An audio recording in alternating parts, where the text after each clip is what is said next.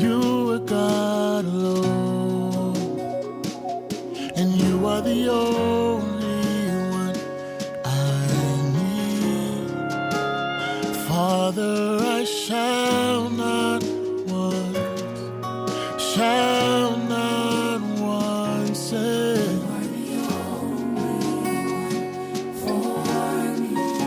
You're the Lamb upon the throne. You are God alone, and you are the only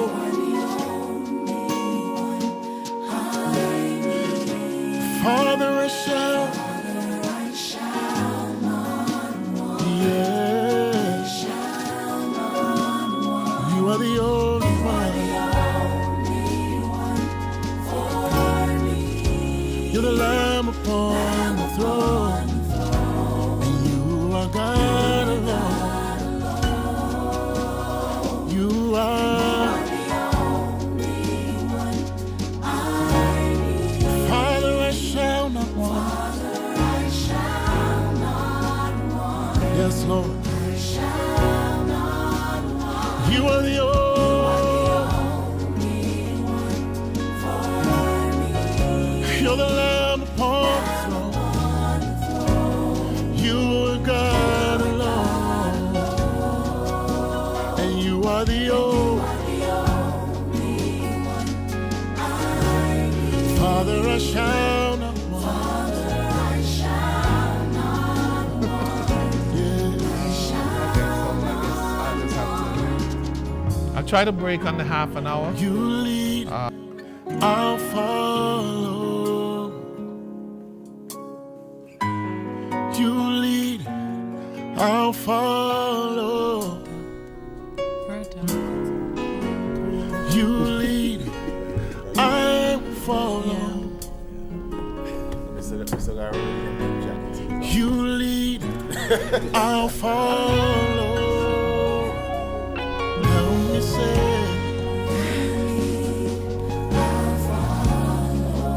I promise, Jesus. You lead,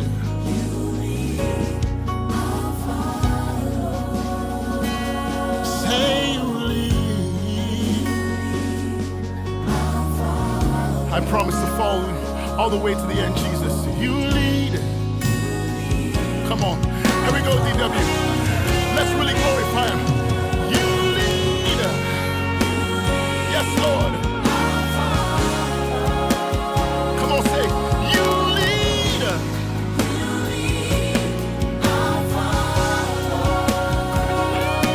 You lead. Yes, yes, Father. Yes, Father. Here we go. I need you to worship God right now. Lift your voice. Father God will follow you. Here we go. Say, you lead. Yes, Lord. We praise you, Jesus. You lead.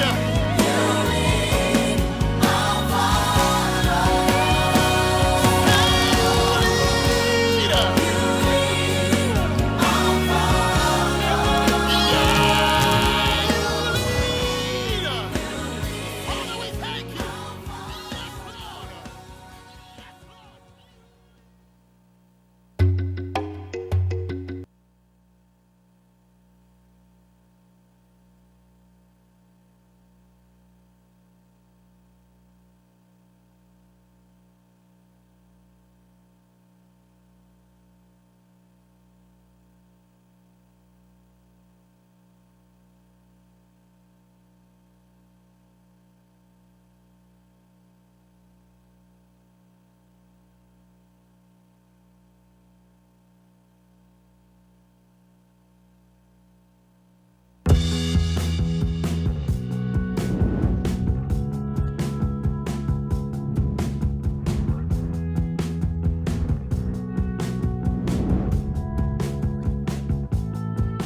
Want to get the latest news and information on demand? Check out zizonline.com. Our website is updated daily to bring you all the latest local, regional, and international news.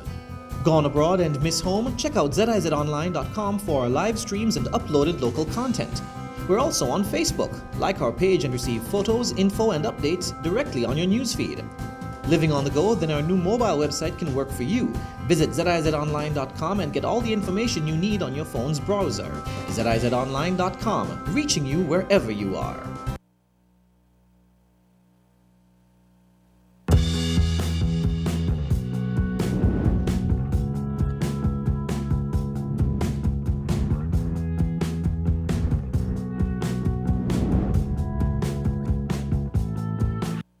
Hello and welcome to another edition of the Roundtable.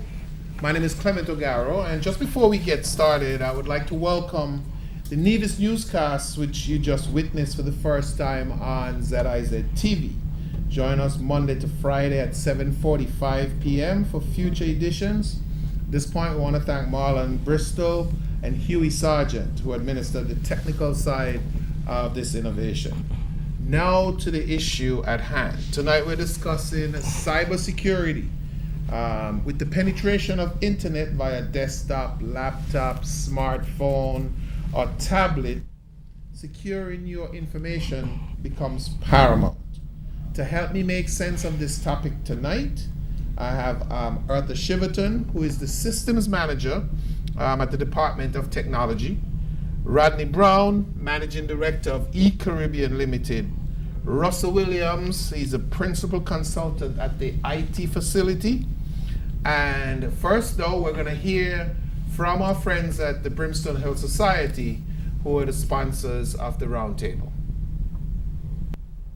Want to get the latest news and information on demand? Check out zizonline.com. Our website is updated daily to bring you all the latest local, regional, and international news. Gone abroad and miss home? Check out zizonline.com for our live streams and uploaded local content. We're also on Facebook. Like our page and receive photos, info, and updates directly on your newsfeed. Living on the go? Then our new mobile website can work for you. Visit zizonline.com and get all the information you need on your phone's browser. zizonline.com, reaching you wherever you are. Explore the history of St. Kitts with a visit to the Brimstone Hill Fortress National Park. This 42-acre complex of fortifications has been designated a UNESCO World Heritage Site. Upon entering the fortress, you can choose to visit the gift shop and orientation center, where you can purchase unique, high-quality items at duty-free prices. Or you can look in on the Fort George Museum, which boasts a collection of military and other exhibits unrivaled in the Eastern Caribbean. The breathtaking view of Brimstone Hill includes the mountain range and a view of several other islands on a clear day, and of the Sandy Point Bay that the fortress once defended. Visit us and really experience the history of St. Kitts. This venue will also lend an indescribable ambience to your wedding or banquet.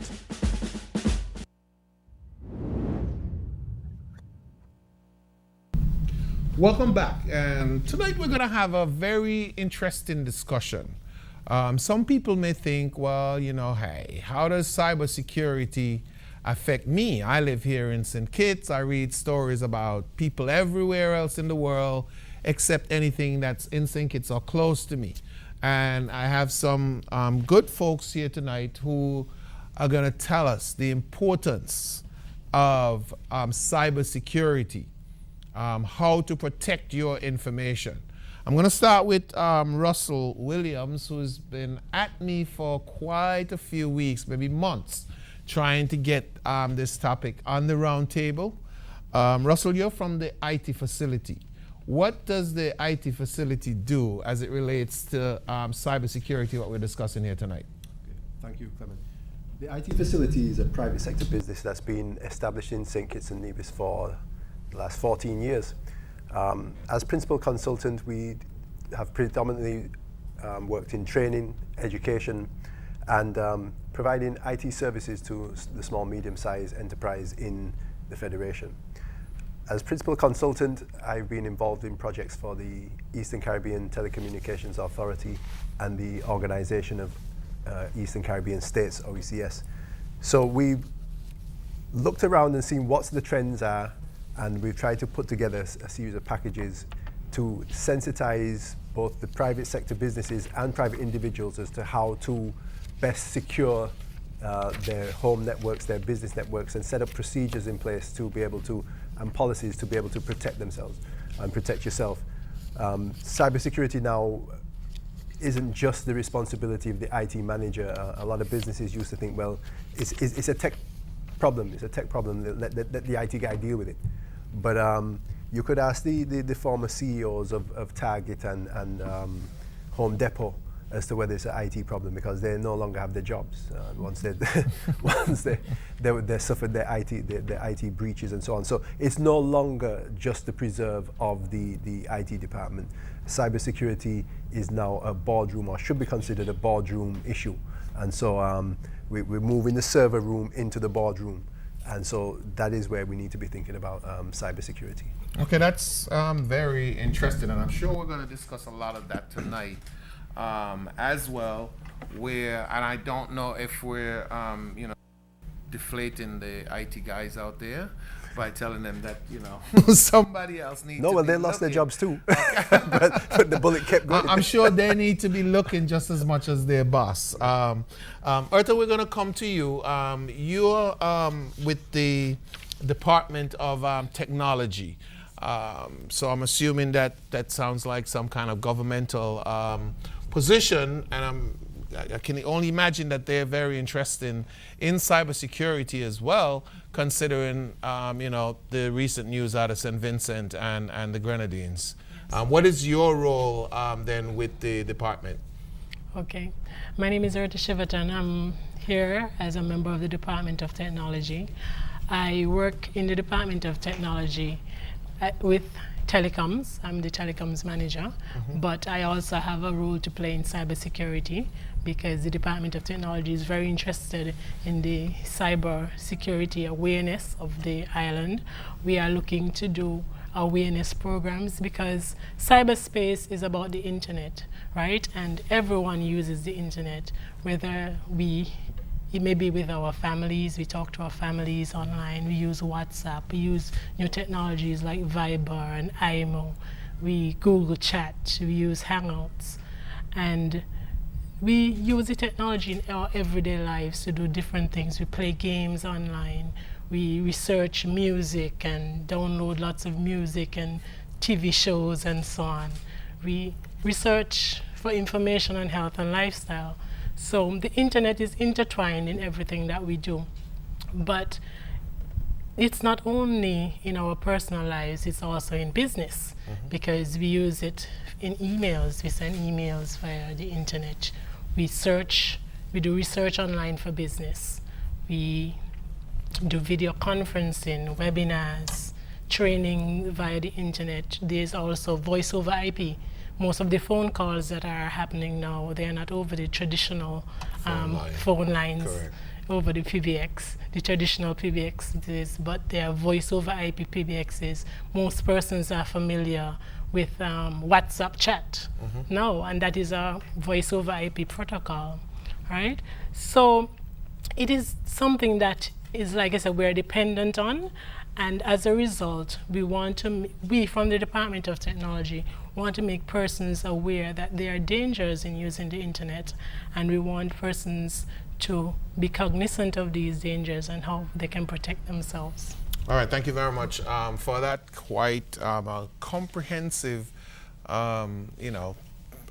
input in terms of how much we use the internet. And I don't think, though that can be generic for everywhere else in the world, for St. Kitts is very specific, considering all the reports where our penetration is so strong, especially using the devices that we can take in our hands.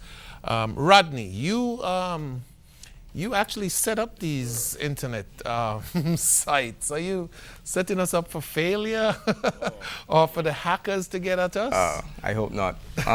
Well, just a brief intro. Rodney Brown, Managing Director of eCaribbean Limited. eCaribbean is a web solutions provider. We're in our 10th year of operation this year. Over those 10 years, we've developed, I think, well over 200 websites.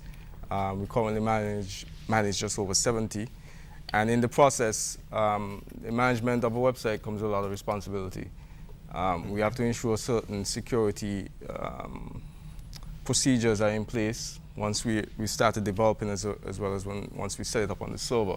and also to assist the clients in terms of sensitizing them, educating them on best practices as it relates to security. Every now and again, we may get a call or contact from a client. They may have an issue, but it has nothing to do with the website or the email per se in terms of this service, but based on how they themselves had it set up. So when we set up an email, for instance, we may give you a password, but we always advise you to change the password right after. 75% of the time, and maybe I'm being generous, people don't get around to it. And so, And so for years you and have your temporary password. Yeah, and the temporary password we create is usually a strong password to begin with. But normally a client might say, well, I can't remember that. So if you're going to change it, let me change it to Rodney123. That's password 123 or 123456. But we have certain things in place.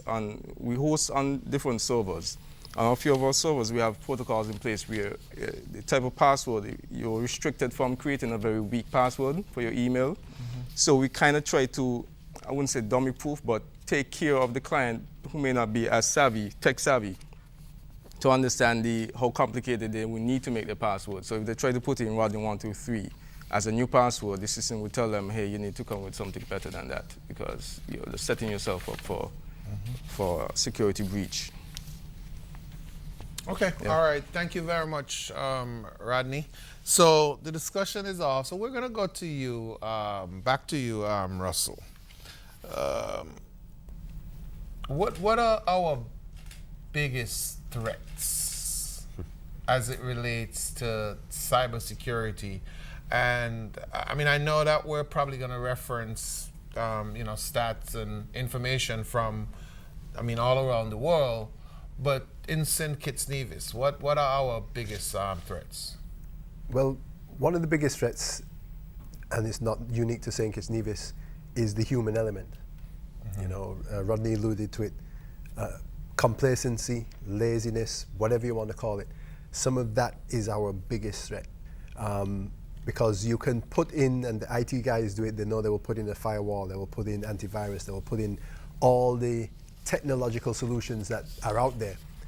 But when that email comes along that says, look, hey, you've won $1 million, or your long lost aunt is stuck in Nigeria or in Siberia and she needs some money, and you click on that link, a firewall can't help you. But how do you as a professional in the field, though, how do you stop somebody who is probably gullible? Because, people are. You get these emails and they said you won $1 million, but you need to send me 25,000 in order to collect my $1 million.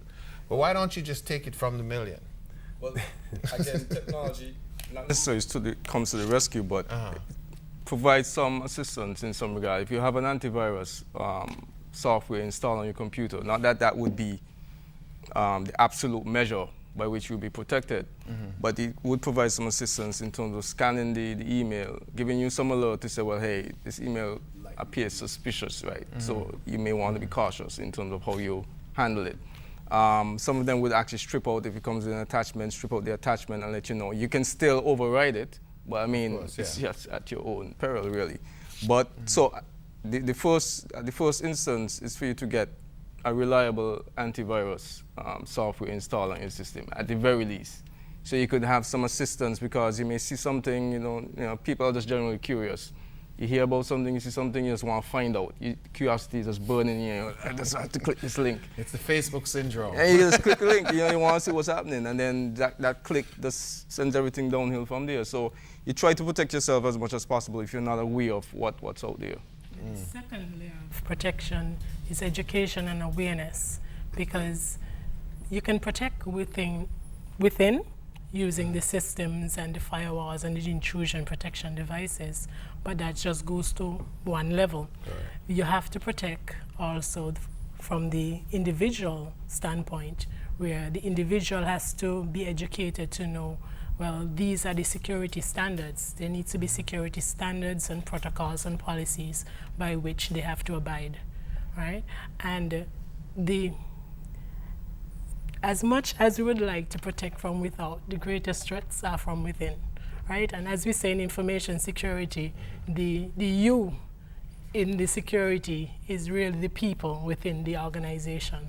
And the people within the organization are always the weakest link, right? Because they are called, we have two sets of actors in cybersecurity. You either have the malicious actors or the benign actors. The benign actors are the ones from within. They're the ones who accidentally or unintentionally click on a link and introduce some malware into the organization unknowingly to them.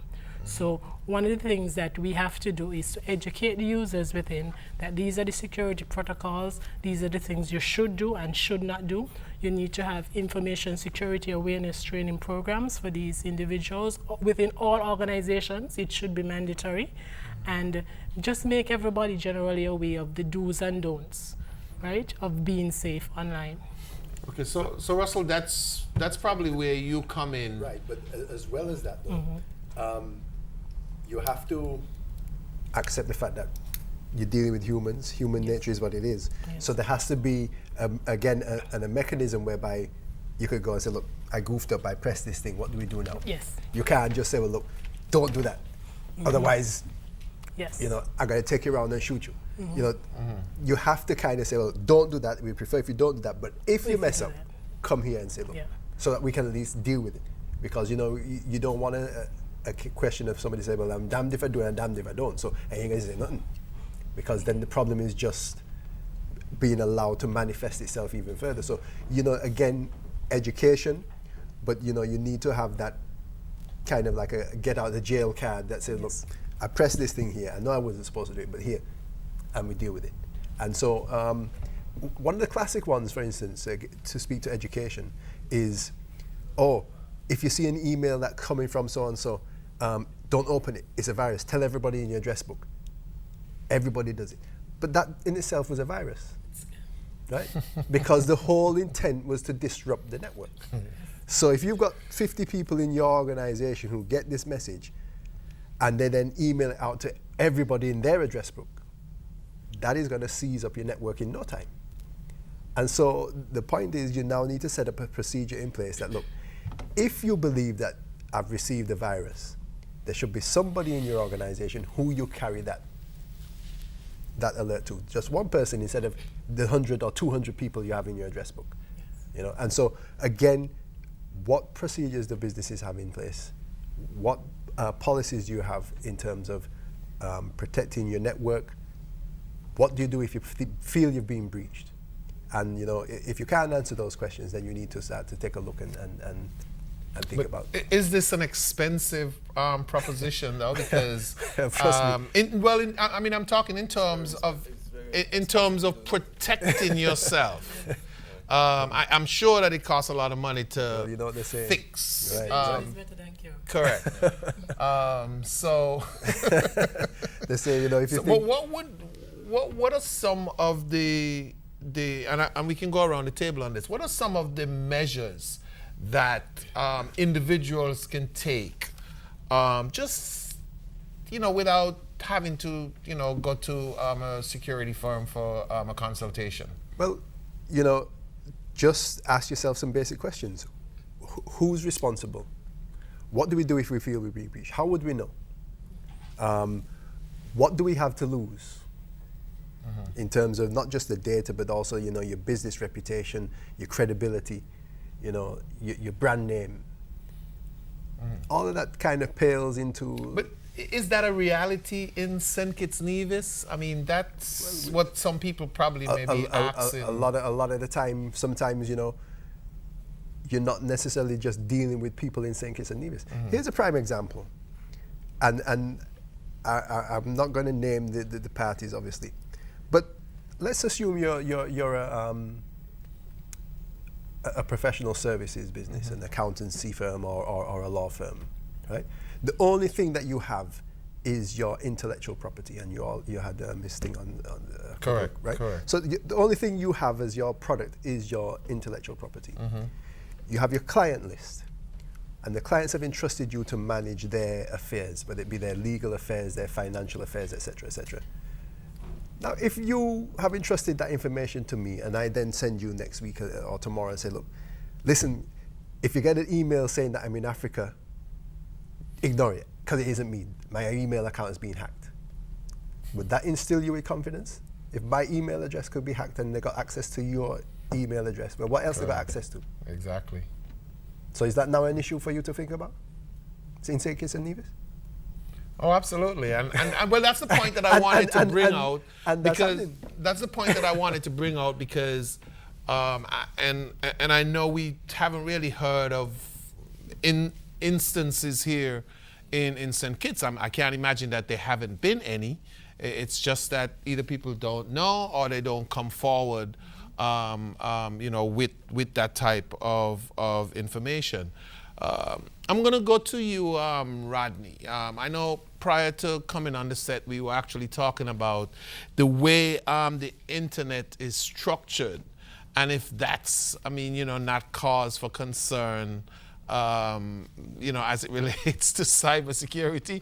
I know you and Arthur were very strong in discussing this prior to coming on, so we'll share some of those earlier thoughts with the listeners and viewers. Well, I think from my standpoint, the nature of the internet, or the World Wide Web, more so, we're all connected by pretty much by just a simple click. So you have your websites, you have the email accounts, all these nodes are in a part of the network. You can be halfway across the world communicating with someone here in St. Kitts. Communication is positive and negative. You're sending an email, you're sending a message, you have an attachment on that. It makes it far more easier for an individual to get, or the system to get infected, just by the nature of the internet, how it's set up. There's a lot of freedom. It's essentially the wild, wild west of our time, where you can do just about anything, pretty much. At some point, you usually get shut down if you violate something in some country, but there are other countries where if you have a server, it's very relaxed laws, you're just there. You could run whatever type of site you want to run, whether it is trying to infiltrate other person's computers, whatever the case may be. So the internet, by the nature of the internet, how it's structured, it allows for a lot of things to happen somewhat anonymously sometimes, and somewhat, you could say it becomes efficient in some ways on a negative scale. I like it the way it is in terms of the freedom of it, but it requires a lot more responsibility on the individual's side. But again, that comes with education. One of the simple things, if I could just jump back, in terms of you being more secure, just be a bit more prudent in terms of how you approach information that you collect. If you know you're not familiar, you didn't sign up for whatever, it looks suspicious, just don't go and click on the link. If you see an attachment, no matter if you know you won't expect anything like that, do not click on it, do not open it. So the first thing is just resist the natural urge to want to know. Save yourself some headache and just bypass That's that. easier said than done. Of course, but hey. And Arthur, Well, for my children, I tell them simple rules, right? The rules that they know already, right? And they're the same rules that you could use for the internet. For example, don't talk to strangers, right? On the internet, it's the same. You should not talk to strangers, but if you do, you should not give out personal information. Never give out information about where you live, your age, your birth date, just general information that persons could use, because there's also persons who are out there looking to, they're identity thieves out there who are looking to get information, right? And not everybody who says they're your friend, they're not friendly, right? So don't click to make everybody your friend, because they're not friendly. So the first rule, don't talk to strangers. The second rule I usually tell them is look both ways before crossing, which means don't try to enter contests, right? Don't try to think that you could share information in clubs and so on, right? Usually, the information you post, you lose it. Whatever you post on the internet is never yours. Even if you post a picture and you take it back later, somebody out there may have a copy of it, or there's some older version, right?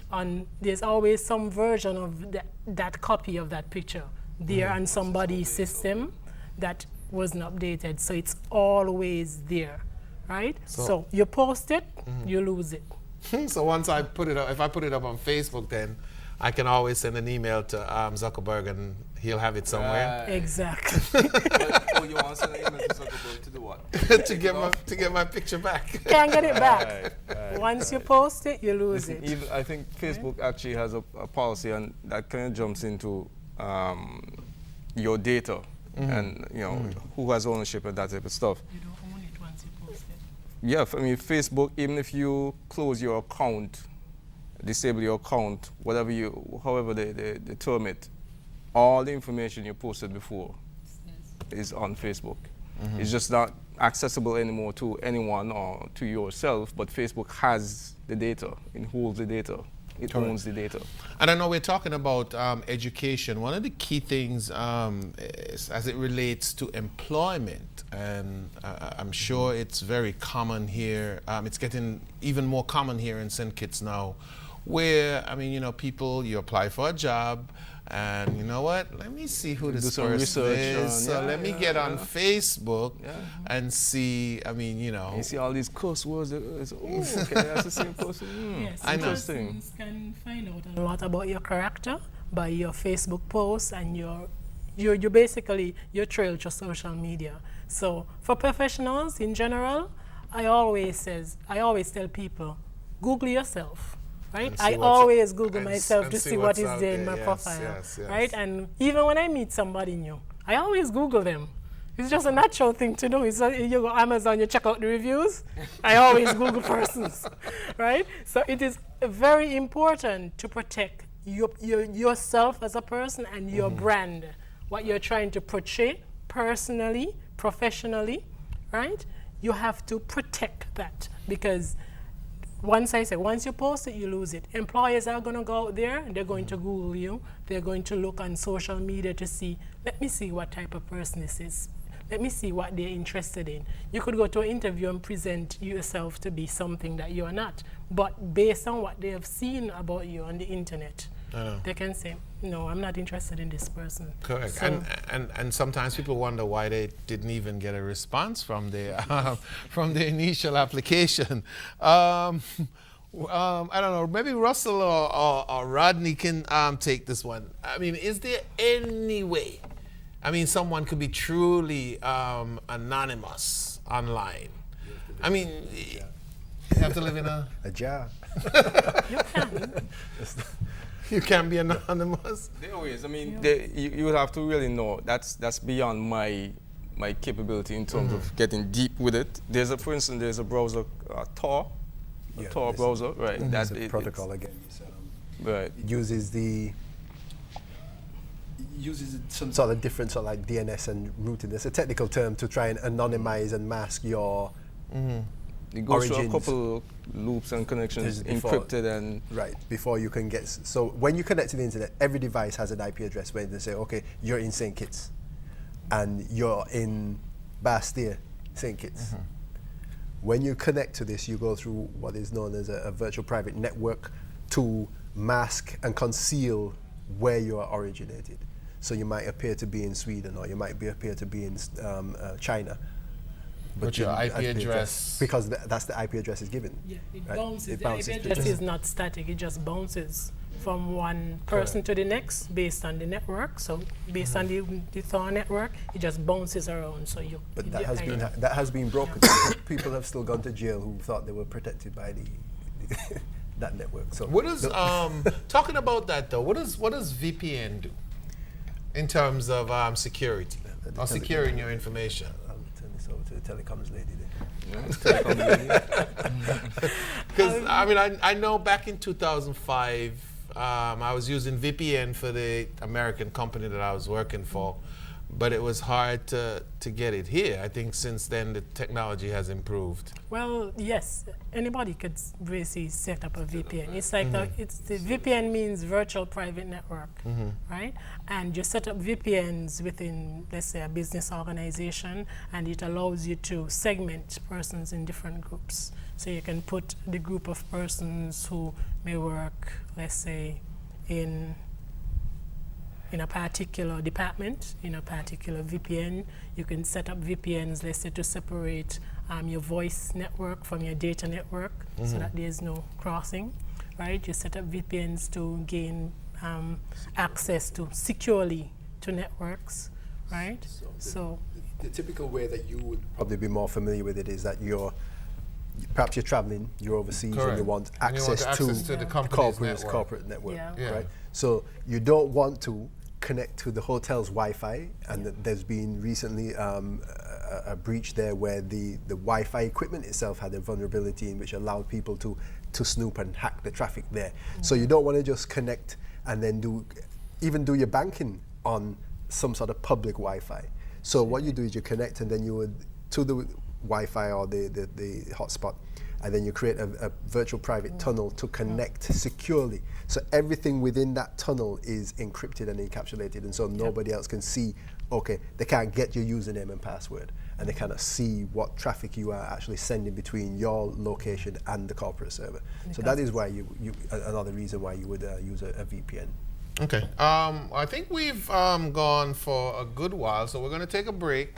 We're going to take a breather. We'll hear from our friends at the Brimstone Hill Society, and we'll come back. When we come back, I guess we can start looking at how best maybe to secure your information, and we'll get into some other areas of cybersecurity. We will include your call as well, so if you have questions, concerns, or any type of issues as it relates to protecting your information, data in case of a business, we'll get into that. We'll be back after this break. Explore the history of St. Kitts with a visit to the Brimstone Hill Fortress National Park. This 42-acre complex of fortifications has been designated a UNESCO World Heritage Site. Upon entering the fortress, you can choose to visit the gift shop and orientation center, where you can purchase unique, high-quality items at duty-free prices. Or you can look in on the Fort George Museum, which boasts a collection of military and other exhibits unrivaled in the Eastern Caribbean. The breathtaking view of Brimstone Hill includes the mountain range and a view of several other islands on a clear day, and of the sandy point bay that the fortress once defended. Visit us and really experience the history of St. Kitts. This venue will also lend an indescribable ambience to your wedding or banquet. Want to get the latest news and information on demand? Check out zizonline.com. Our website is updated daily to bring you all the latest local, regional, and international news. Gone abroad and miss home? Check out zizonline.com for our live streams and uploaded local content. We're also on Facebook. Like our page and receive photos, info, and updates directly on your newsfeed. Living on the go? Then our new mobile website can work for you. Visit zizonline.com and get all the information you need on your phone's browser.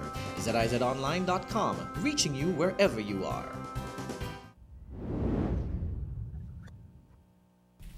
Welcome back to the roundtable. Tonight we're discussing cybersecurity, and though we may not have heard of instances in St. Kitts or St. Kitts Nevis, I should say, where there's any major concern, it's happening right around us. I mean, of course, folks may have heard about the situation in St. Vincent and the Grenadines the other day, where it was claimed that ISIS, who is this major terrorist organization, hacked into, well, we don't know for sure what the results are. Luckily, they had some form of protection, and so there wasn't too much compromise. Well, there was some compromise to deal with. But the impact of social media, that is a big thing around here. I mean, the elections, for instance, I was able to follow the entire elections here in St. Kitts on Facebook, and saw, some stuff that, my mama won't allow me to say. So, how does social media impact what we're trying to prevent? Well, sometimes what you put out there on social media is also going to be used by some of the fraudsters to gain your confidence, because that is basically what it is. It's a confidence trick. So by using the social media, they find out who your friends are, what your interests are. Oh, so you know Rodney, okay. And you know Rodney because of this. And so I can quite easily then set up a persona that appears to be Rodney and send you an email that touches on things that you have posted, touches on things that are out there in the public domain because of events that you've maybe been to, things that you have in interest. And so when you see this email that's purporting to come from Rodney, you don't have any problem in believing it. And so as Rodney says, well, look at this document that I've shared from so and so. Bap, you click on it. I mean, one of the hacks, one of the threats was phishing, and it wasn't spelled with F-I, it was P-H-I-S-I, S-H-I-N-G, phishing. But now they've gone to spear phishing, where we are going for a particular individual. So we're not just sending a mass phishing attack. We're looking for one particular individual, somebody with authority within an organization that we can say, look, let's send him a nice juicy piece of email that he really gonna feel that it's credible. And So then he that- sends it out to everybody And so- in the organization. No. We just want you to just click on it.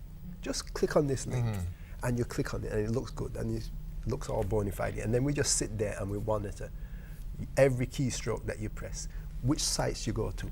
And we just sit there and gather all the nice information in your bank account and your credit card and everything. We can now build up a whole profile. What systems are running on your network, right? What types of operating systems and whether they're up to date or not. What other kinds of equipment are on your network. We just sit there for a while, and then bam, we get Sony Part 2.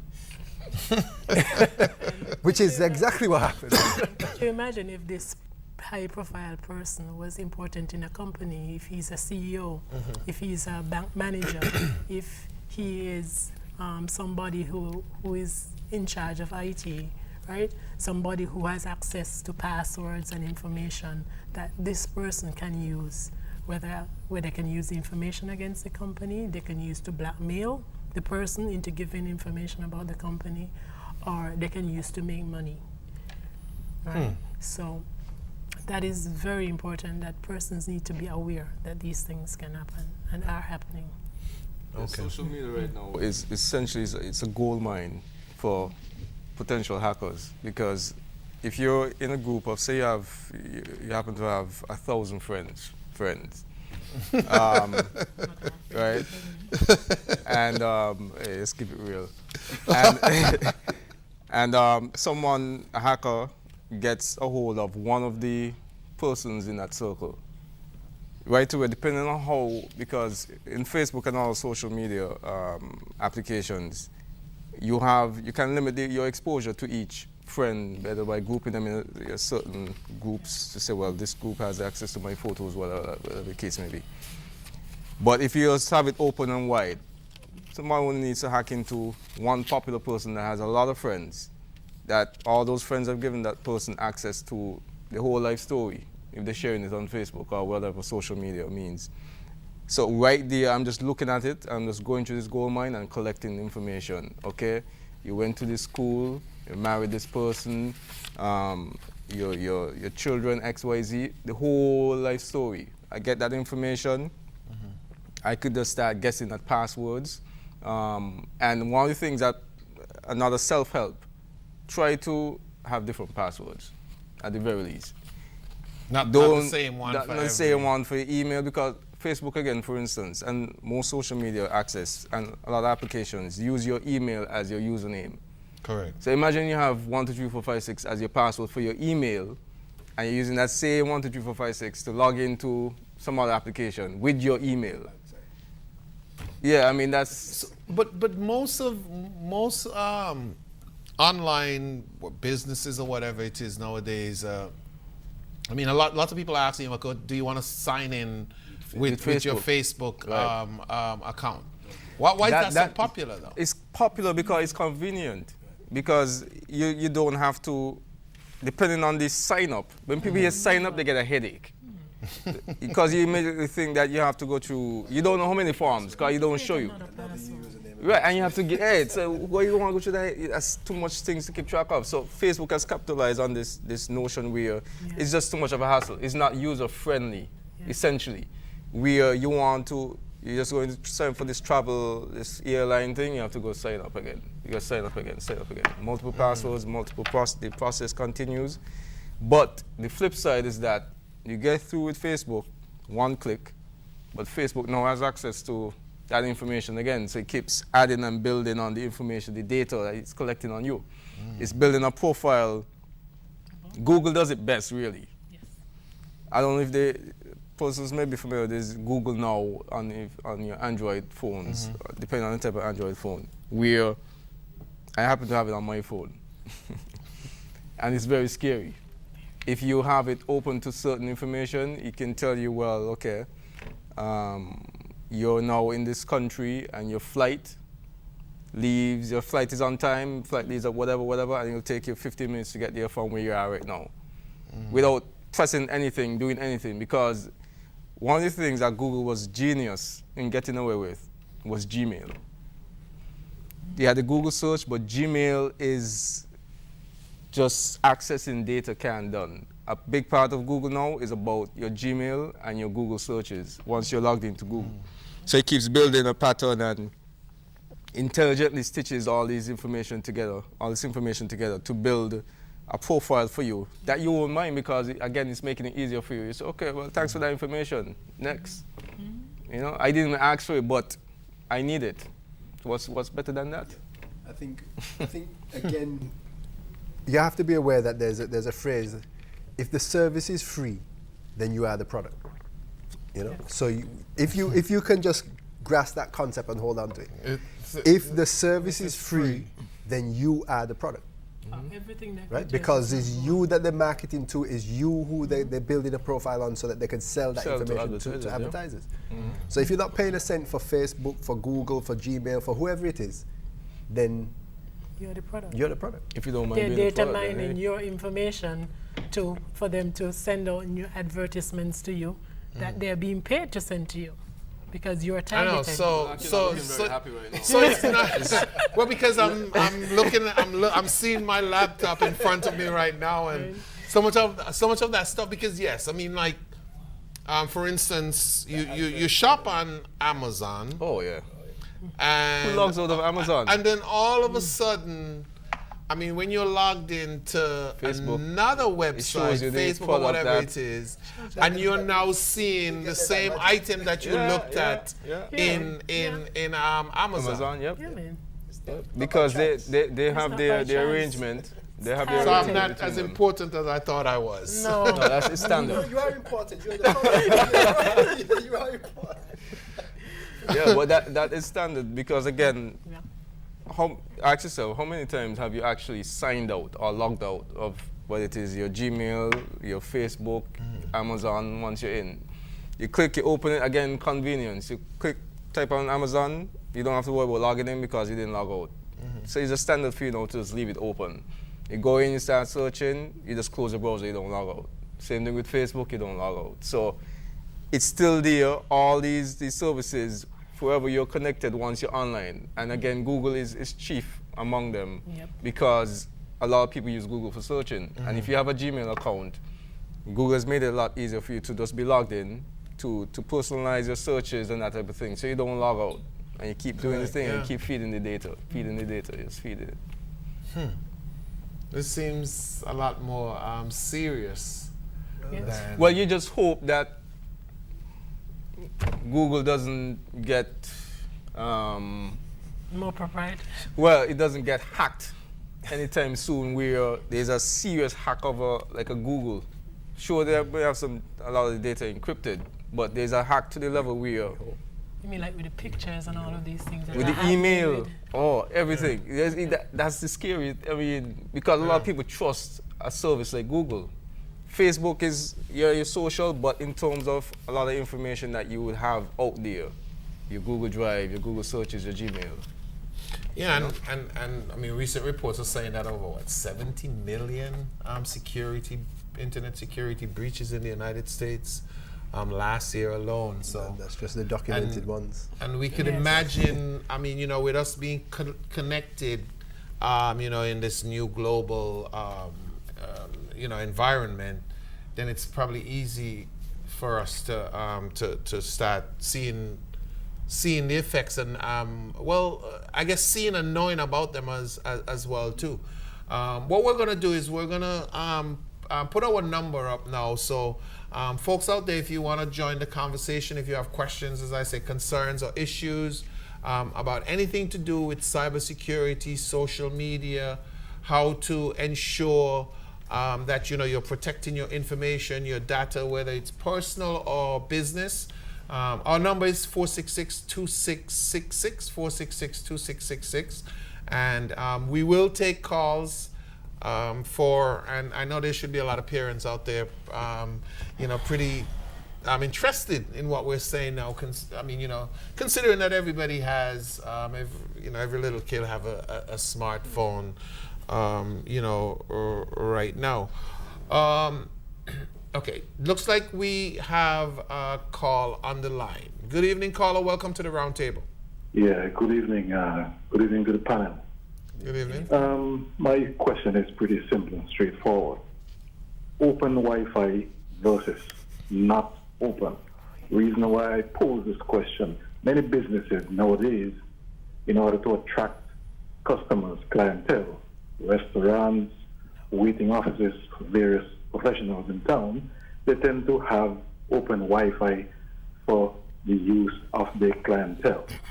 Now, I know in the United States you hear of a variety of instances where people can access a variety of stuff from the internet going via an open Wi-Fi system. Yes. So I just want to hear from the panel the comments as it relates to having your Wi-Fi opened as opposed to having it locked down. I will listen off here. Thank you very much for your call. Okay. Elta, you seem like Yeah. you're ready to take this. Yeah. No, come on. No, No more because- bad news about my free No, Wi-Fi. no, I won't. No, because I was reading up something the other day because I'm doing some studies now, and I was reading up about the 5 human basic needs, right? And research has shown that there's now a 6th need, and that the 6th basic need that humans have now is Wi-Fi, internet. Because Absolutely. persons have realized we cannot live without the Wi-Fi, we cannot live without the internet, right? But as the user said, open Wi-Fi is there are some safety protocols that we have to put in place. For businesses, if you're going to have open Wi-Fi, it is best that you have a Wi-Fi network that is separated from your other business operations. So if you're going to have an open Wi-Fi network, you should separate it such that your customers could be on one area and your business basically is on another. There's also needs to be some policy for bring your own devices. The use of even your employees bringing devices and logging on to the business Wi-Fi. They should not log on to the business Wi-Fi, they should log on to the open Wi-Fi, because when employees bring devices from home that they use on their home network, they've been on the internet, they've been downloading, and basically they may be picking up malware, and they bring it to your office network, and your office network has all these lovely intrusion protection devices and firewalls. But guess what? It's like you have a house with security bars on the outside, but guess what? Somebody had a key and they come right inside, right? And that is what bringing your device does. You bring your smartphones, you bring your tablets, and you bring them into the network, so they pass all of the security protocols, they come inside, and they're the attack. That's the attack from the inside, right? And this is what is dangerous. Persons shouldn't be allowed to log on to office networks with their own devices without proper protocols, right? Without proper security policies in place. So when it comes to open Wi-Fi, segment them. The users, your customers should be in a separate segment than your business, and even your business segment, you should ensure that persons cannot bring their own device and log on to that segment of your Wi-Fi without going through proper security protocols. Okay, that makes absolute sense. Let me go ahead and give the customers, or I should say our viewers and listeners, the number. It's 466-2666. And for those who are listening, I know you're a customer calling radio at 465-2555, but we're on in the TV studio tonight, so 466-2666 will get you in to ask our guests your questions about cybersecurity. Russell, you wanted to add something to that? The other point of the question, or perhaps thought with respect to open Wi-Fi from a customer standpoint is, well, you've gone to a cafe and they have internet there. You know, you shouldn't be using that Wi-Fi to connect to your bank. So don't be doing any secure transactions or transactions that should be secure from an open Wi-Fi. So don't be doing any sensitive activity. Don't try and connect to your business, your corporate network on that unless you're going to use a VPN. So there's activities that you can do from an open Wi-Fi and activities that you shouldn't do because you don't know what somebody else on that network has on their machine and whether that's listening into what you're trying to do. So, you know, be aware that you know, just to protect yourself. So there's really no protection if I go to a cafe, plug in, and it asks me, okay, is this your home? Is this your business? There's no protection there for me. It's just you're in the sights. That's basically all I would say. You're a target. Okay. Well, Don't do any shopping. Don't buy any music videos. because then your credit card and all your personal information becomes vulnerable. Again, you can give us a call at 466-2666 if you want to be a part of the program. This evening we're discussing, of course, cyber security. Let's go ahead and welcome in our next caller. Good evening, caller. Welcome to the round table. Yeah, good evening and good evening to your panel. Good evening. My question is that recently I traveled to the US and I was using some open Wi-Fi. But before I logged on, it took me to some security features which I had to agree to first before I gained access. But here in St. Kitts, when you get onto a Wi-Fi, you see the Wi-Fi name ZIZ. And you click on ZIZ, it's the open Wi-Fi. And you just get on and you just check on the authenticity and you're logged on. How is it that we don't have this protection here in St. Kitts in terms of some sort of agreement that you go through? Which tells me that in the U.S., everything is being monitored in the U.S. So if I was to do something illegal with my phone over there, it will be easily picked up.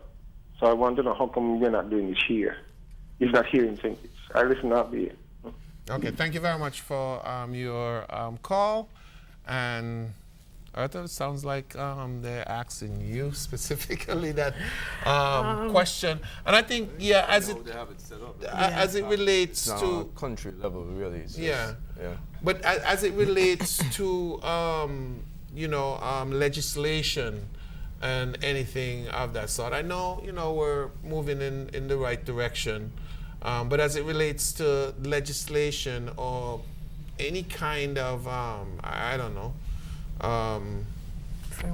framework, what's the legal framework? Maybe that's the question that I want to ask here in St. Kitts Nevis. I think perhaps in the United States, the person got these notices to sign on to the network and they have to agree because the person who is operating the network, they want to ensure that they are protected just in case this person who signs on to the network did any illegal activity. So the company wants to make sure that they distance themselves from that person by ensuring that they say, you agree to the conditions, but basically in the fine print it says, we are not responsible for any activity this person did on the network. They're agreeing that whatever they're doing, it's on their legal. own. Their own. So the company is basically using the legal framework, right, to protect themselves against any criminal activity that person FBI may be decided doing. that they want to come in and say, Yes. well, look, this device was connected to your network. Well, Yeah.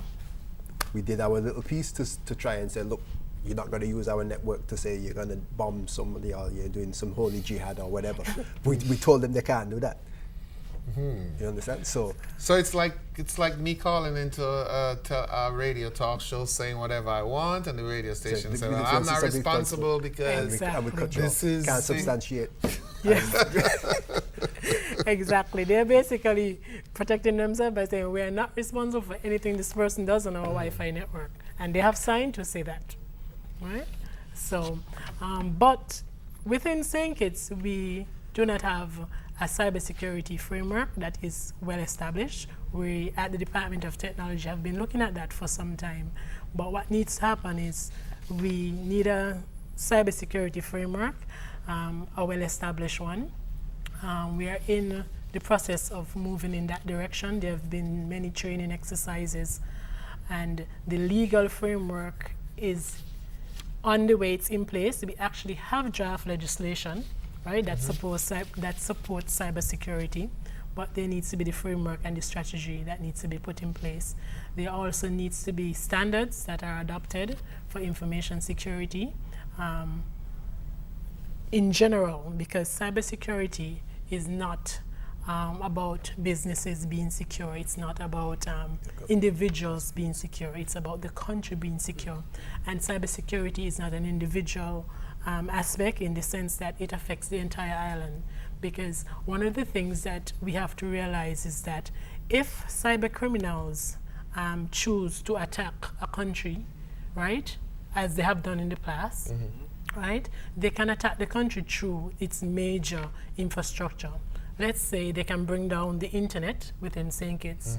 They could place an attack on the financial institutions and cripple our financial institutions.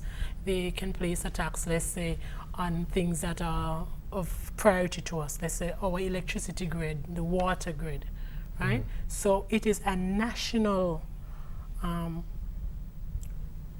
it encompasses everything, right? And it has to be looked at holistically, and that is why it needs a framework and a strategy to work to bring everything together. Okay, I think we have another call on the line. Good evening, caller. Welcome.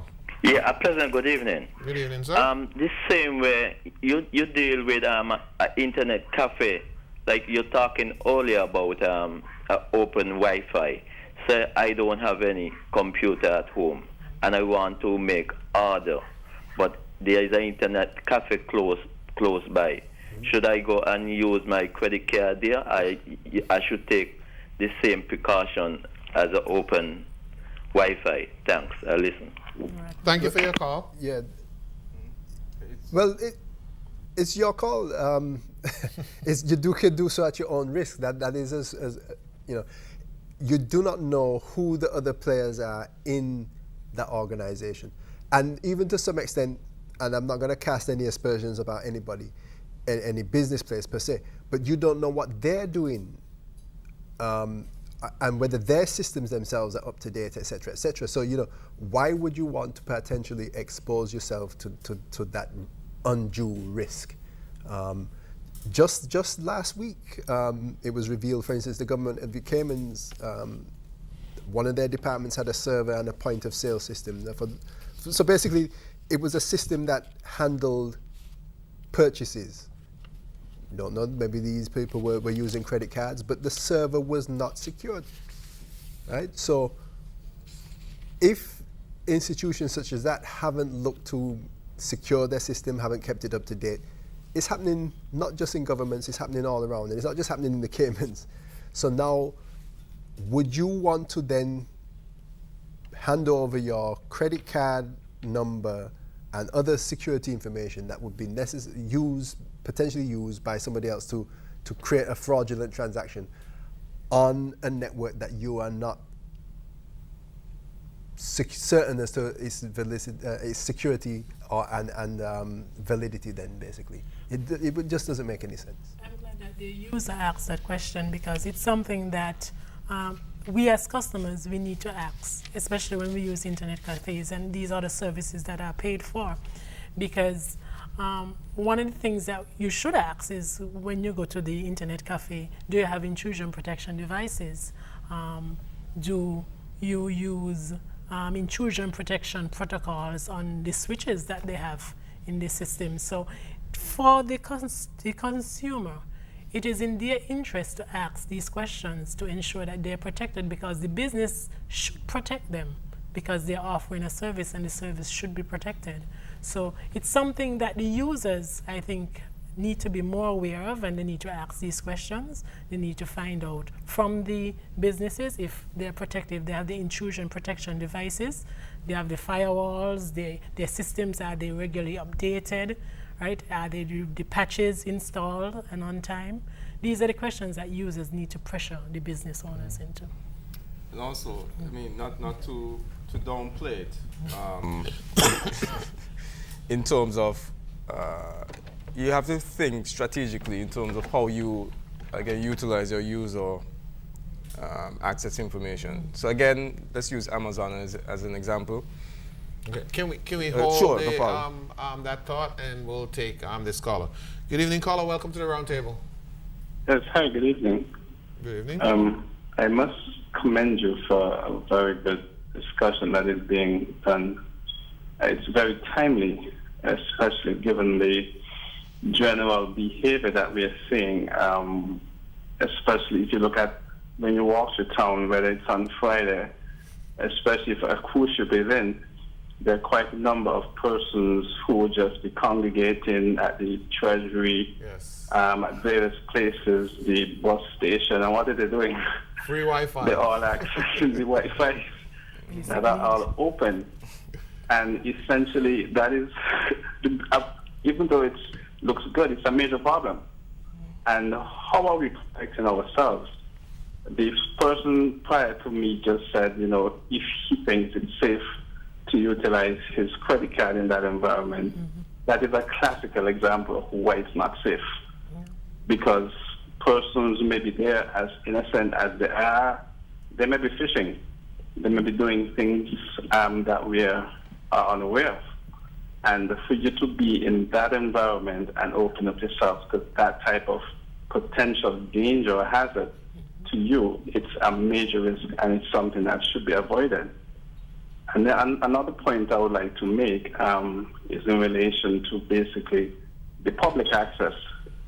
What needs to happen is a behavioral change, because I think one person made mention of it, that folks have their phones. They're doing various activities outside, bouncing off of different Wi-Fi that are not protected. And then they go home, they use it there. They go to work, they use it there. These are devices that are not protected. If most cell phones don't have antivirus software protection as your PCs that you use, whether personal or on the office. And the vulnerabilities that they pick up are now passed on to that environment, and thereby exposing themselves to many threats. And that is why, if you were to do a survey, that there's so many malware which is increasing at an increasing rate in the working environment, and these are the means through which they are being entered into this environment. So I just want to put this out, but I believe as well what is necessary is for not just TREE, but even a wider consultation nationally, where we begin to not just be aware, but also begin to take the kind of actions that are necessary to help the country fight. It is a national security threat. Thank you very much. Thank you very much for your input, caller. Very timely. What we're going to do is we'll take a break, and we'll get back.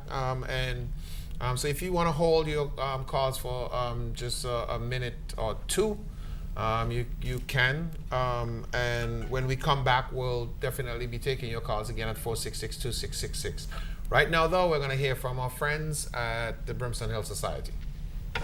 Explore the history of St. Kitts with a visit to the Brimstone Hill Fortress National Park. This 42-acre complex of fortifications has been designated a UNESCO World Heritage Site. Upon entering the fortress, you can choose to visit the gift shop and orientation center, where you can purchase unique, high-quality items at duty-free prices, or you can look in on the Fort George Museum, which boasts a collection of military and other exhibits unrivaled in the Eastern Caribbean. The breathtaking view of Brimstone Hill includes the mountain range and a view of several other islands on a clear day and of the Sandy Point Bay that the fortress once defended. Visit us and really experience the history of St. Kitts.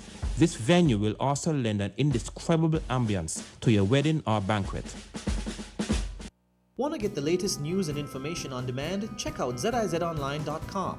Our website is updated daily to bring you all the latest local, regional, and international news. Gone abroad and miss home? Check out zizonline.com for our live streams and uploaded local content. We're also on Facebook. Like our page and receive photos, info, and updates directly on your newsfeed. Living on the go? Then our new mobile website can work for you.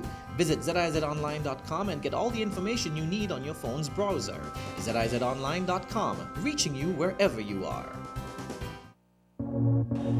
We are Fun Fun 12 Primary School, and you are watching ZIZ TV.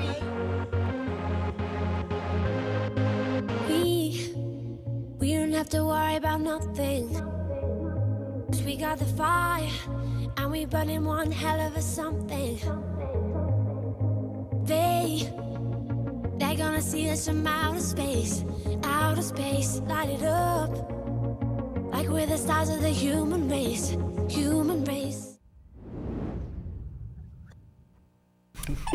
Okay, well, welcome back. And I'm sorry, let's get serious now. But we were actually answering a question from one of the production guys here in the studio, which was a very interesting question. Again, that number is 466-2666. You can join us for the rest of the program. Rodney, we're going to go back to you, though. You were going back to the Amazon, our famous. See, Amazon knows St. Kitts so well. Oh, yeah. They ship directly into St. Kitts now. Yeah, and so what I was going to say was that not to downplay the fact that you should be very mindful when you're using an open network or open Wi-Fi. There are certain things in place, and if you put certain things in place as well, and I'll use Gmail as an example as well, limit your password coverage, so you know your Amazon, that's the only username and password you're using for that one, right? So that's isolated to that. You don't, as long as you had signed up before, your credit card information is already saved, so you don't have to necessarily go and type over your credit card information again. So that information is not, unless somebody hacks into Amazon. Because even if you go into Amazon, you don't, and you go to change your credit card, they don't show you the full thing. Correct. They only show you the last 4 digits. Because them being mindful, being the biggest retailer, online retailer, knowing they have to put certain things in place. Plus, when you make the purchase, you get an alert, email alert, indicating that this has been placed. You've made an order. Because Amazon, again, doesn't automatically deduct the credit card once you place the order. That's usually a few minutes after. So you have a little window where you could say, well, hey, oh, you know. And you can change your mind. Right. But that is, again, not to give any comfort to say, well, because of all that, you just go on willy-nilly. There's also the two-factor sign-in, for instance, with a number of services, but let's use Gmail. So you're using Gmail on somebody else's computer, because your computer is wherever it is, and you just need to get into your Gmail account. If you have two-factor access activated, when you try to sign in, they'll then ask you, okay, well, we just send a message to a code to your cell phone, because if you sign in for two-factor, you would give them your cell phone. Correct. So only you now would get that code to put in to actually get access to your email account. So stuff like that, you should, if it's available, use two-factor access, which means that you sign in, and then you have to, if you sign in on a computer, it detects that it's not your usual computer, you have to put in a code, the security code. And what about, I know one of the things that you're seeing become more prevalent these days is where you're trying to sign up for an account online or whatever it is, and they're telling you, hey, listen, this password that you gave me is not strong enough. Right. I'm sure that's one of the things that we need to encourage people as well, not to be so. And try to try to be creative with your passwords as well. Don't just go and say, black cat 123. That, no, that's weak. But people got to be really good to sit down and come up with this stuff, though. Make it a homework I mean, this project. seems like back in the day in the U.S. where everybody used the last 4 digits of their social security number as their bank account PIN. And I'm telling you, I mean, it gets really serious because, hey, I had my wallet stolen with my social security card in it. And of course, this person was able to use the code, very smart. Said, oh, well, here's the social security, I'll try this. And just like that. It worked. Well, it was- And they got money out of the ATM. But clearly they weren't very smart, or they didn't need to be very smart because you said it was standard practice. Yes. So the standard practice is what was your undoing, right? So and this again speaks to what we're talking about. Setting yourself up to try and at least be ahead of the game or less likely to be a victim. I mean, a password, for instance, people tell you should have uppercase and common and punctuation marks and so on. Somebody told me, use a phrase, my favorite holiday destination is, and you could have a different place for the different websites. So it could be Japan, it could be Malta, it could be Gibraltar, depending on which website you're going to, right? So and in terms of somebody guessing that, it is going to be quite difficult. It could be a passage of scripture, it could be something else. So once it's long enough, right, and you're likely to remember, well, my favorite verse is whatever, or a nursery rhyme verse or whatever it might be, sufficiently long, it's going to be difficult for somebody to guess. Don't pick your dog's name or your car's registration number or whatever, but pick something that is going to be suitable length. Yeah. I came across this question in just doing some research for the topic, and it basically says, is it okay for a victimized organization to hack back? Well, governments do it all the time now. If you're talking private, that's a bit more. Yeah. Cyber espionage. Yeah, that. So if that you is- hack me, I hack you too. Well, that is where the war is being fought on a global scale right now.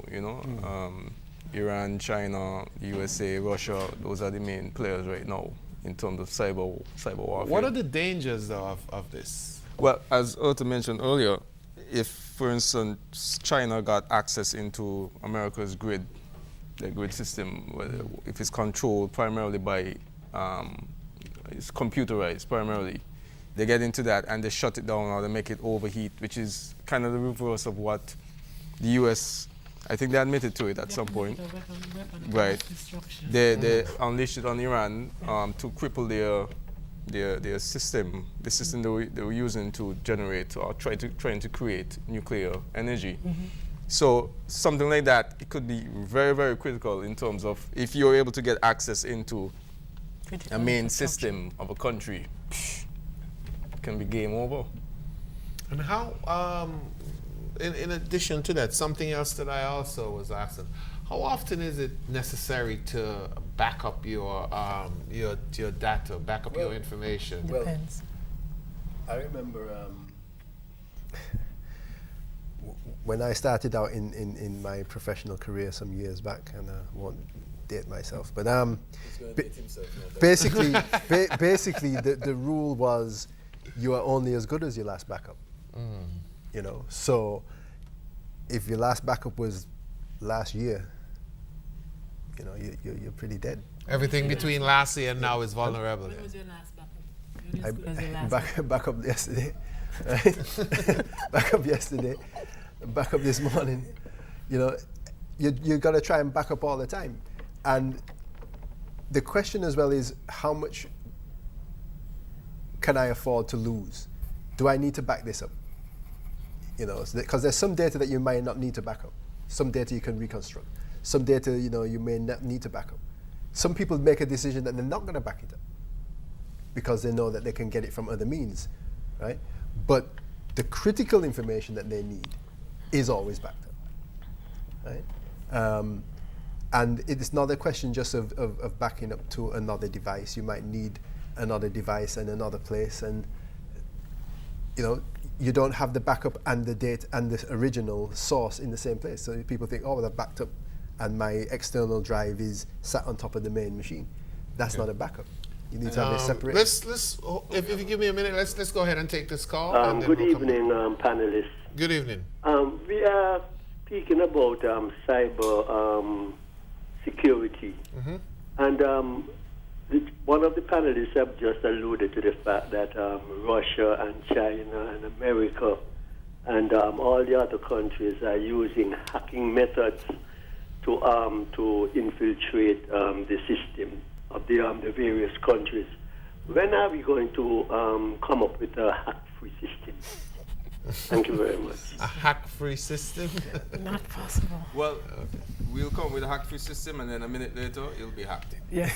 So it'll only be hacked. So it's just like when Apple brings out their iPhone, and that little guy in Asia, he figures out how to break the codes, within minutes of it coming out, or maybe days, just based on how difficult it is. Because it's at some point, I know they're working on it, where you have the artificial intelligence. You're going to have it essentially programming and creating programs. The computer itself creating programs. Supercomputers at some degree. But then you're going to have supercomputers trying to crack what the other computers created. So there's always going to be, the cat and mouse game, one trying to do the other. But you shouldn't stop trying, but you don't want to paint a gloomy picture. But it is what it is in terms of... But it sounds very gloomy. Hey, you just have to know where to step. Sounds like we'll have to be, refusing spam email for the rest of our lives. Speaking about the backup, there are a lot of services right now.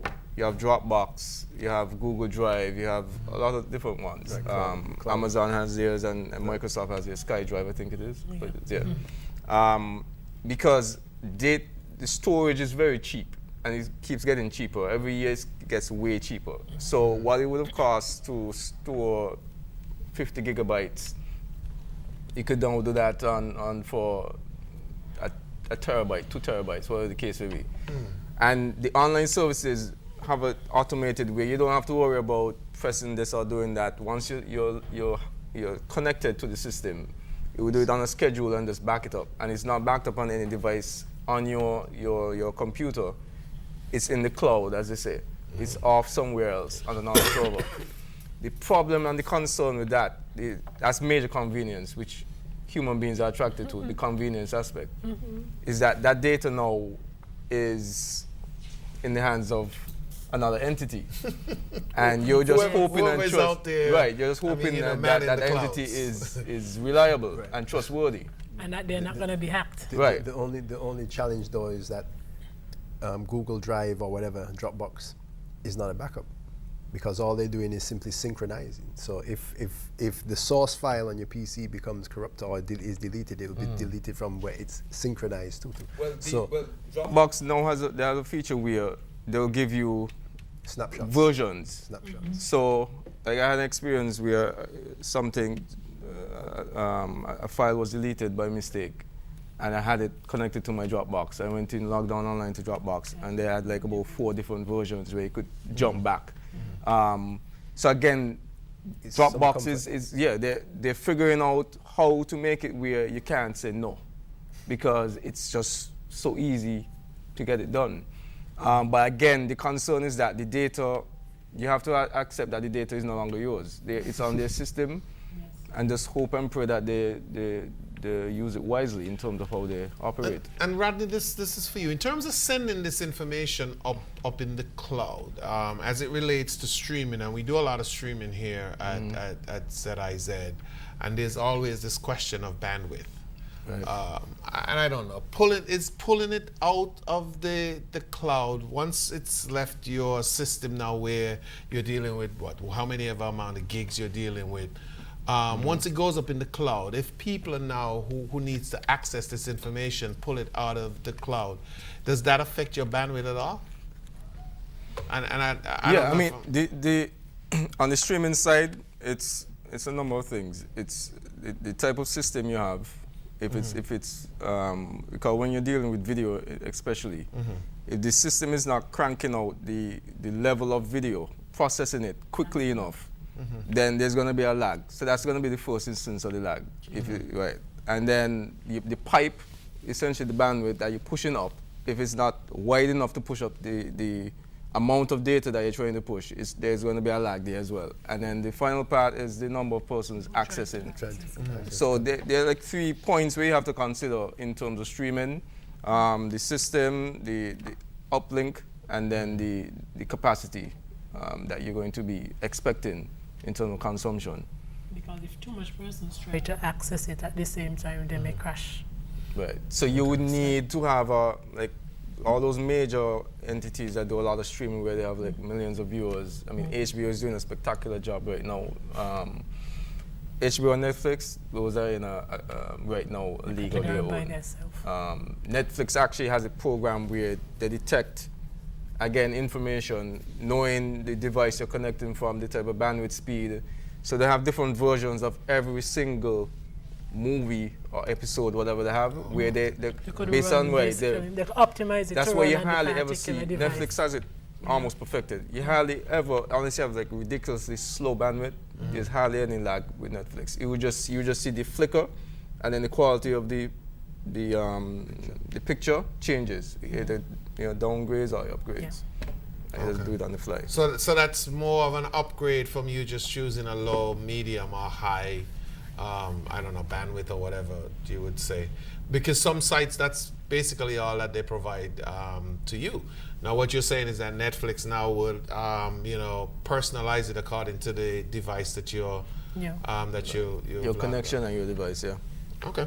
What about data in encryption? We hear about that all the time. How does that figure into this whole conversation? Well, that is something that was said could have saved Sony had they done some level of data encryption. But what happened with Sony, Russell?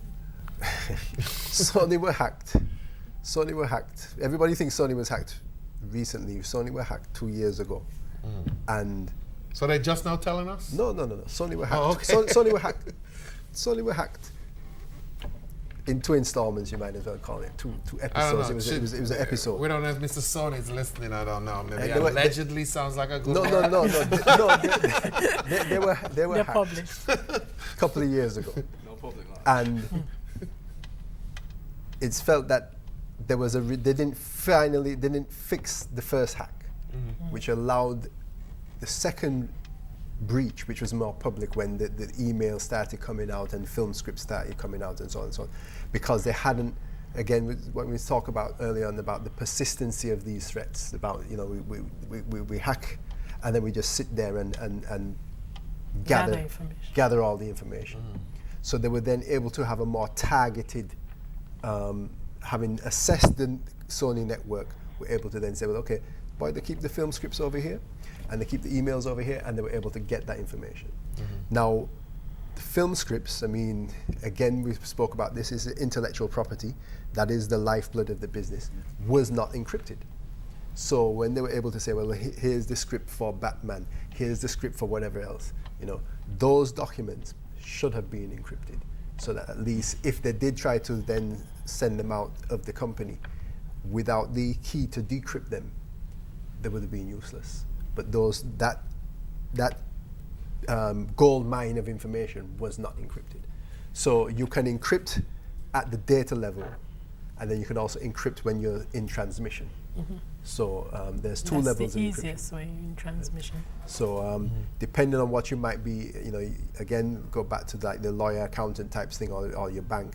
You give an instruction that you want something to be done, and you could encrypt that communication so that only the appropriate eyes can see what instructions you are giving. So you can encrypt emails, you can encrypt the actual transmissions and document attachments. But the documents themselves, as they reside on your system, can be encrypted also. I'm going to stick with you for a minute as your consultant with the IT facility. What are some of the things that, you would tell an employer as it relates to communicating with employees about cybersecurity. Some of the stuff that, not the big fancy words that people can't understand, but some of the simple stuff that, you know, the employees would be able to say, okay, fine, I can identify with that. Well, again, it goes down to the basically the rules that Eartha was talking about. You know, not clicking on everything, not downloading everything, because again, you know, who looks at the terms and conditions of the apps when you're downloading them for your phone?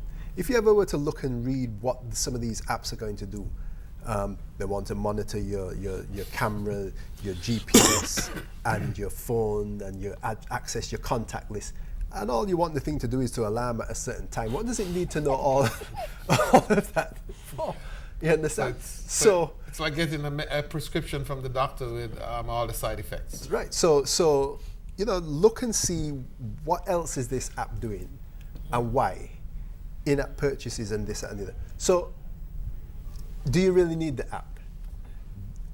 Are there other apps? Maybe you might need to pay $1 or $2 for it, but at least you would not then be vulnerable to all of those other things. So, and again, speaking to the bringing devices to the network, you're going to allow somebody who has all of these myriad of apps and games and all sorts of nonsense to come and put their device on your corporate network.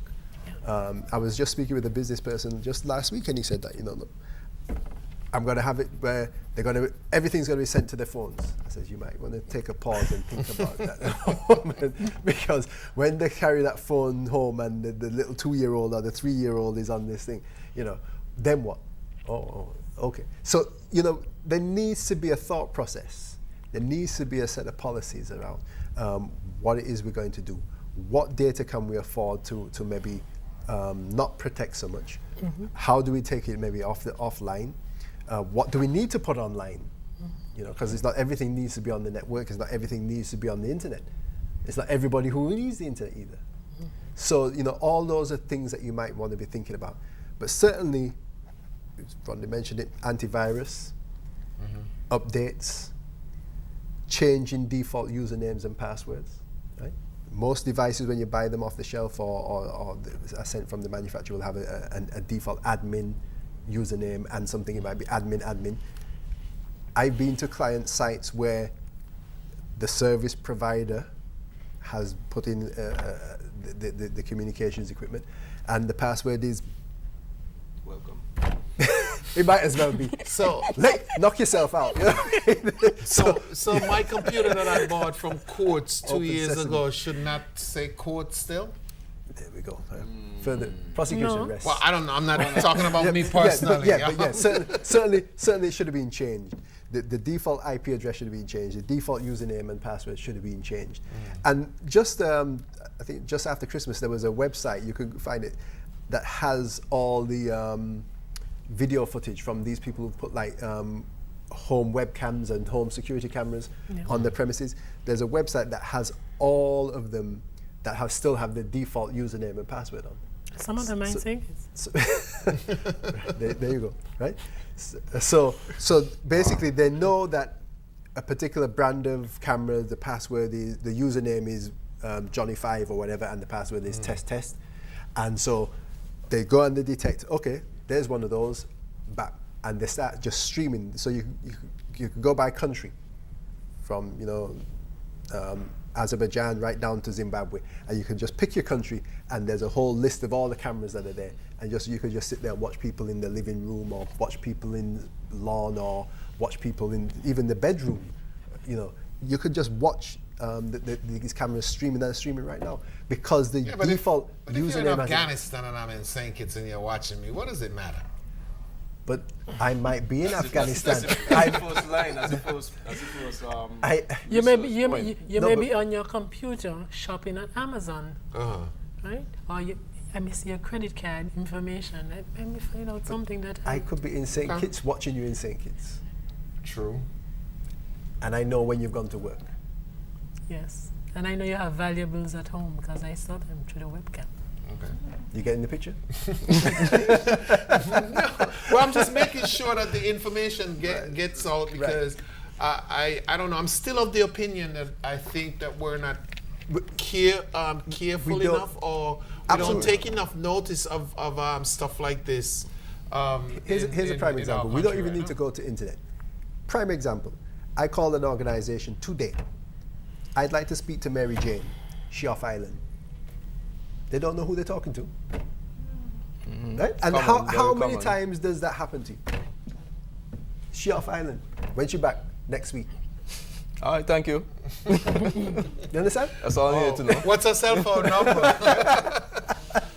You understand? So we have this very lax attitude to security, data, what should be private, what isn't private. And sometimes you don't need to worry about that anyway. There might be a picture on Facebook with Mary Jane having a pina colada someplace anyway. You understand? So again, there's another one. Don't share the adventure, share the memories. Because when you're busy putting out that, I'm here in wherever it is, and I'm here, instant, oh, she's not home. Johnny's not home. He's overseas. And now that information is out there. People think it's small. Everybody know everybody's business, so they know where you live, or can find out where you live. You come back and you find a space where the TV was. Or you get the idea. I hope that the listeners and viewers are actually getting this, because, as you said, there's so much lapse in how we protect our information, how we protect our data. Anyway, we're going to take our final break, and we've made it. Okay, before we do that though, let's take this last call, and then we'll take the break. Good evening, caller. Welcome. Hi, good evening. Good evening. I would just like to say that the IT department in St. Kitts should probably do some training with these companies to let the companies know that the most important thing to them is their data. And so they have to train the employees about protecting the data, show them certain ways to prevent hacking, teach them about the firewalls, teach them about the encryption, all of these things. So IT on a whole, you have to constantly go to the businesses and do workshops so they could train their employees, so they could understand the severity of protecting the company's data. Because if the data is gone, production gone down, and that's it. So I think IT itself should reach out to the companies and sell the idea of protecting your data security, and training. And the employees obviously need training, because the guys have said that you can call a company and you can ask for someone and they will say, she's off island. All of those things they should be, aware of, and you have to tell them about it, because we're going towards a technology era, and so we need to start being in a technology frame of mind.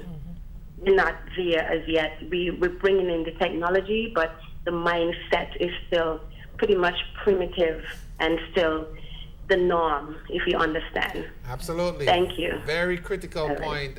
Thank you. Do we have another caller? Okay, yes. Good evening, caller. Welcome. Hello. Yes. Good night. Good night. Yes, what I don't like about the Facebook, right? I notice a lot of young women will go on it and be abusing one another, passing foul words to one another. There's nothing they can do to it. There's anything they can do to it.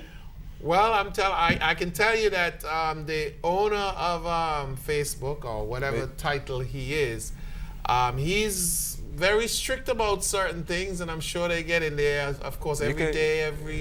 Go ahead, Rodney. On an individual level, you can block the person if so you don't see any more. Yeah, because there's someone you can report the I pray to God you to set it up, because the amount of nasty words you hear. Ladies sending toward the ladies, and so I say, why they should do that? It's not nice at all. We need some more respect in the area there. All right, caller, thank you very much. But it's not enough for that. When you meet the person in person and you told them what you say, not on the Facebook where everybody will see. All right, thanks for your contribution, caller. Very important question, as I said. You watch some of this stuff on Facebook and you wonder, what? Is this for real? But it happens. Okay, so we're going to take a break. We're going to come back and we're going to wrap it up. My production crew is actually hustling me out of here tonight, so we'll be right back. Explore the history of St. Kitts with a visit to the Brimstone Hill Fortress National Park. This 42-acre complex of fortifications has been designated a UNESCO World Heritage Site. Upon entering the fortress, you can choose to visit the gift shop and orientation center, where you can purchase unique, high-quality items at duty-free prices. Or you can look in on the Fort George Museum, which boasts a collection of military and other exhibits unrivaled in the Eastern Caribbean. The breathtaking view of Brimstone Hill includes the mountain range and a view of several other islands on a clear day and of the Sandy Point Bay that the fortress once defended. Visit us and really experience the history of St. Kitts. This venue will also lend an indescribable ambience to your wedding or banquet. Want to get the latest news and information on demand? Check out zizonline.com. Our website is updated daily to bring you all the latest local, regional, and international news. Gone abroad and miss home? Check out zizonline.com for our live streams and uploaded local content. We're also on Facebook. Like our page and receive photos, info, and updates directly on your newsfeed. Living on the go? Then our new mobile website can work for you. Visit zizonline.com and get all the information you need on your phone's browser. zizonline.com, reaching you wherever you are. We are Fun West Primary School, and you are watching ZIZ TV.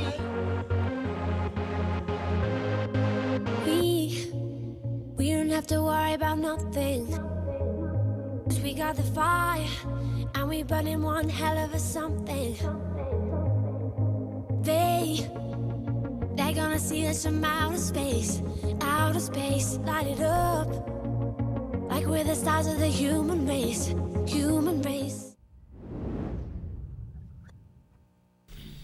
Okay, so we're back again in our final segment of the roundtable, and we will be here next week with the folks from Public Works. As you know, we discuss a variety of topics, and sometimes when these topics come up, I'm sure there are people out there who wonder, okay, so what are they going to be talking about tonight? I don't know. What Public Works will talk about, but we'll see next week. And of course, you know, they probably need protection too. They could talk about the protection of the critical infrastructure that they manage. See?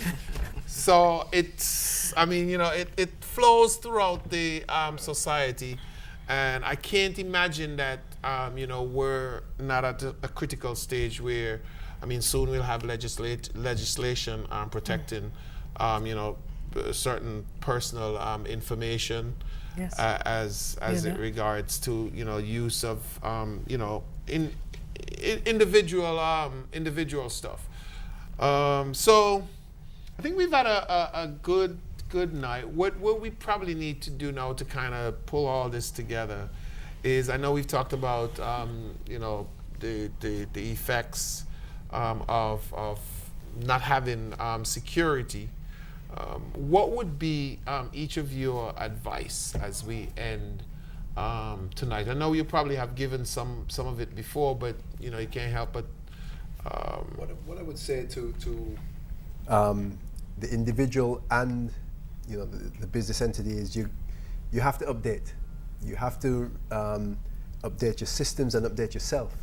The threats are changing all the time, and so. Find out what the trends are. If you're in IT, you need to be looking at the security bulletins, security blogs and so on, and find out what the trends are. Where you need to be looking at where the ball's moving to, and not necessarily where it is right now. As I said to you, change your passwords, update your systems, and just keep abreast. Go to, you know, news websites and see what, you know. Anytime you go to the technology sections, you'll always see some sort of breach somewhere or the other. But you have to know what is happening. If you've got kids at home using the technology, you have to be up to date on what they're doing. A lot of these social medias tools out there have issues. A lot of the file sharing programs would have issues that that you need to be aware of, and look to try and secure the network. The advice about putting the PC in the central room, that's dead, because they've got iPad, they've got phones, they've got tablets, they've got whatever else. So you can't. They're not accessing it in a little room anymore. They're accessing it, on the device, wherever they might be. Even the Nintendo's got internet. So you need to be educating your children, but obviously you have to be educated first, and hopefully you can learn from them too. But you got to have an agenda to come over to them with. So it's a continuous process to keep yourself up to date.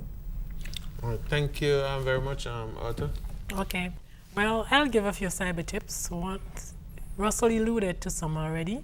Set strong passwords, change them regularly, and don't share with anyone. Similar to using a toothbrush, right? Toothbrushes, they're best when fresh, and you never should exchange them, and they never should be shared, even with close family. So don't give your password to your boyfriend, to your husband. Don't give away your passwords, right? Another example you could use is bubblegum, right? Passwords, I tell my children, they're like bubblegum. So you don't share them. They're best used by one individual, and they're sticky if left around. So you don't write down passwords. You don't write them and put them onto your computer or on your desktop. No, you just, when you use them, you're finished with them, you throw them away, and you try to change it regularly. You don't, a nice bubblegum is good when it's fresh, right? Right? Also, you keep your operating systems updated. Oftentimes, we turn on our computers and we see updates are ready, updates are needed. We're like, no, we don't have the time for that. We need to move on. We have other things to do. But you need to patch it. It's like you have a pants. It has a little tear in it. If you don't patch it, it just gets bigger and bigger, and a lot of things just, crawl on in there, right? So you need to patch it to keep it protected. Right? Also, you need to maintain an open dialogue with your friends and family. Yes, open dialogue on social media with your friends and family. Remember what I said, everybody who is your friend may not be so friendly. So keep an open dialogue with your friends. Teach them likewise about being safe online, and you yourself be safe online. And when you see habits that are unusual, if you keep that open dialogue, you'll be able to pick them up more easily. Also, use privacy settings when you use any social media software. On Facebook, don't let everybody see all your pictures and all your posts. Segment your different types of friends. You put your work friends in one category, your family in one category. You just basically segment all of the different players in your life, and you use privacy settings. And just be cautious about online offers. Everything that glitters is not gold, right? And nothing is free online. That's what I said. Yeah. Rodney. I don't know. I don't know if I have anything really to add after all that. That was a lot of very good information that we all should heed. From my standpoint, as the doctors would normally advise, when it comes to cold and flu and that type of stuff, basic thing: wash your hands. Wash your hands. That's what they tell you all the time. A lot of these things can be avoided if you wash your hands. So, the simplest thing, as Arthur just mentioned, if it looks too good to be true, it probably is 99.9% of the time. So, resist the urge to click.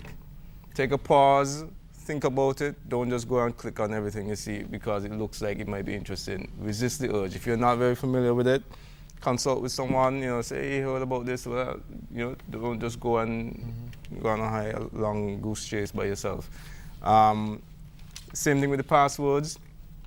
If you're gonna have using passwords, try to have different passwords for different access points. So you spread, you limit the access. So if someone gets your email password, for instance, they don't have access to all the other things that you would have, because the email is essentially, most cases, the entry point. If I can hack your email, I can see that you have a subscription to this service, that service, and the others. And then I go through all of them and try to see if the same password would work, the same combination would work. So try as much as possible to have different passwords for as Russell mentioned earlier, for different services, So you lessen the exposure on that level. And just have, try to be, as much as possible, resist the convenience aspect, spend a little extra time, whether it is to sign up. The social media is not all bad, but you try to figure out how you fit into it and what level of information you want to share and with whom. So just think to your whole process, think to your daily activity. How do you interact on the internet? Is it primarily a lot of emails and you get a lot of things and you're interested, you use a lot of social media? Figure out how your user pattern is developing and decide how you can alleviate your exposure. Because the more exposed you are, the more likely you are to be a target for any of these things. All right, Thank you very much for that information. I'm going to go back to you, Arthur, because I know we've talked about a lot of different information, but you, with your resources, can share some information with us as to where people can get, information as to how to prevent, the hacking and how to ensure that there is always cybersecurity. Okay. Cybersecurity, being safe on cyberspace is all about education, and parents, teachers, employees we can all educate ourselves. There are many online resources. For example, there are many websites. For example, we have iKeepSafe.org, StaySafeOnline.org, WiredSafety.org, ConnectSafely.org, CommonSenseMedia.org, CyberBully411.org, StopThinkConnect.org, Caribbean Cybersecurity Company.com. Right? These are many online resources that you can go to. It can teach you about being safe online and how to be safe in cyberspace. All right, thank you very much, guys. Before we go, here's some program updates for ZIZ. As you know, CPL is right around the corner, and of course, ZIZ has secured the broadcast rights from Guardian Media in Trinidad for all the games, and negotiations are underway as well for us to collaborate with the St. Kitts Nevis Patriots. Of course, that's our own home-based franchise. Of course, we want to, we'll be the official media partner. Agreements are also been finalized with DirecTV, Caribbean, and the Caribbean Broadcasting Union for the exclusive rights to televise all 2016 Rio Olympics and all of the FIFA tournaments leading up to and including the World Cup in Russia in 2018. Cybersecurity is no longer the domain of an organization's IT department. It has moved to the boardroom, and in a big way, accountants and financial managers may have been thinking it's just the province of the tech guys. But now it's a financial concern as well. Protect your information. That's our show for tonight. Have a good evening.